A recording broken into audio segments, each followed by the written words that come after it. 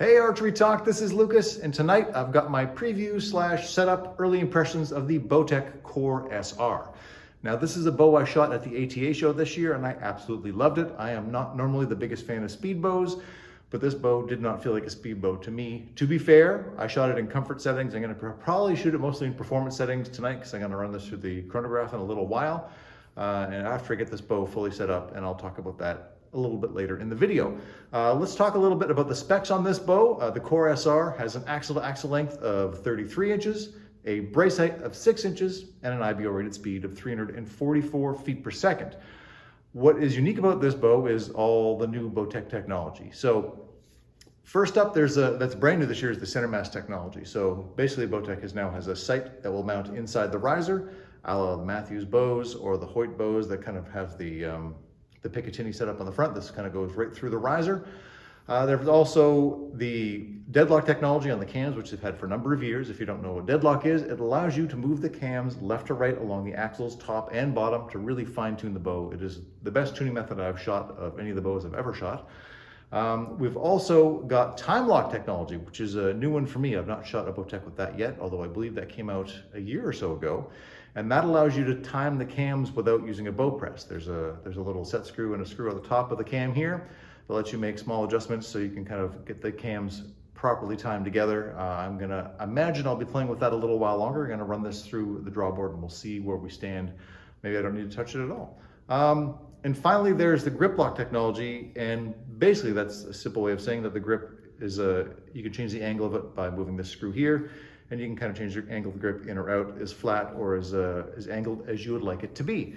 So now I am going to go set up this bow with all the accessories and start shooting it, and I'll come back with my impressions. I'll talk about how the tuning was, and we'll run it through the chronograph as I mentioned earlier on.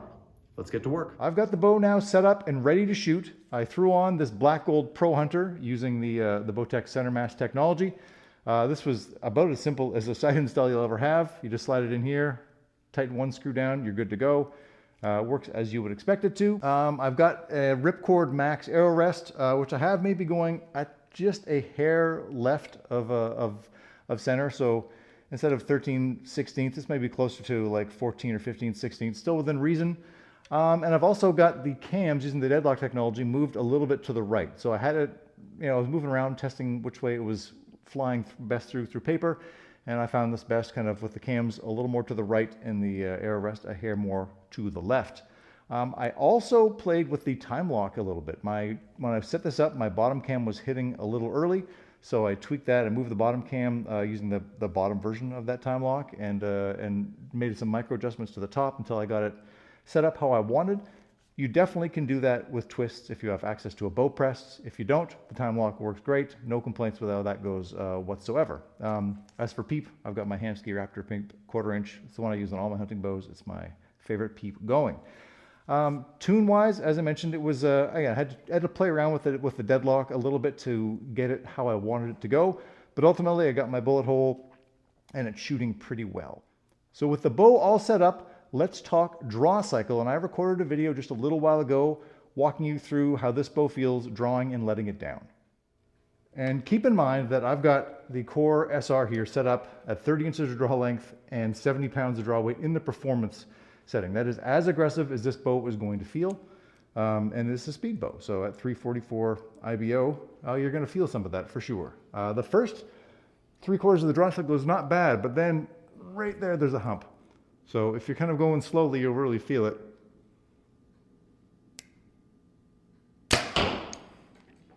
But if you kind of draw in one smooth motion, then that hump doesn't really bother you near as much. And let's kind of show you that. I'm going to run through this one quickly. I'm going to let this one down after I draw it back. And it's a little easier if you kind of just keep rolling through the draw cycle. I'm going to let it down, and it is a bit of an aggressive letdown cycle for sure. Again, keep in mind, I'm a skinny guy. This is 70 pounds. So take that with a grain of salt. If you're a bigger person, this might not be a big issue for you. We'll draw it one more time.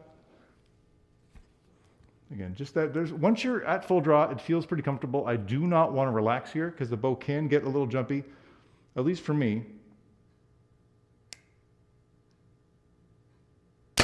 And then we shoot. Now let's talk about speed, which is what I'm sure you're most interested in when it comes to the Bowtech Core SR. This bow is all about speed, and let me tell you, it absolutely produces.